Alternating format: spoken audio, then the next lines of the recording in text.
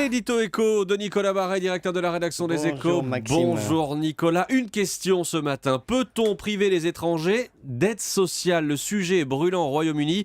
Le Premier ministre David Cameron menace même de quitter l'Union européenne si on l'empêche d'appliquer un principe de préférence nationale pour accorder des aides sociales. Vous y croyez, vous? Cameron peut aller jusque-là, jusqu'à quitter l'Europe? Alors non, je pense pas. Mais vous savez, il est confronté à un phénomène qu'on retrouve un peu partout ailleurs, y compris chez nous. Il est attaqué sur sa droite par un parti qui s'appelle l'UKIP et qui exige la préférence nationale pour les aides sociales, aides au logement, revenu minimum, etc.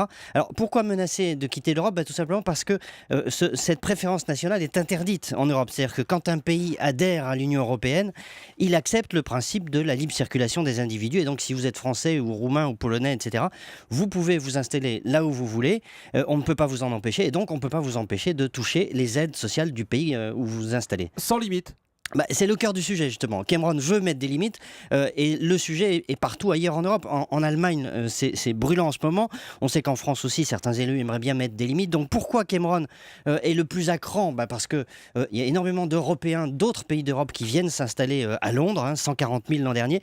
Et du coup, l'extrême droite britannique dit ça ne peut plus durer. Et puisqu'on ne peut pas empêcher les autres Européens de s'installer chez nous, quittons l'Europe. Alors, ce qui est intéressant, c'est que Cameron a commencé par les suivre, et puis il a été lâché par les milieux économiques, parce que avec deux arguments. Un, on a besoin de cette manœuvre, et puis deux, finalement, ce sont des gens qui cotisent plus qu'ils ne reçoivent de prestations sociales, donc finalement, on y gagne. Autrement dit, cette immigration à l'intérieur même de l'Europe, elle est plutôt une bonne chose?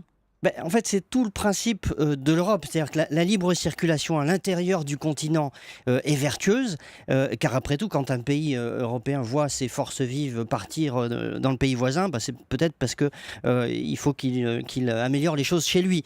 Donc, bien sûr, il faut éviter que des gens traversent les frontières uniquement pour aller toucher des aides sociales qui seraient plus généreuses de l'autre côté de la frontière.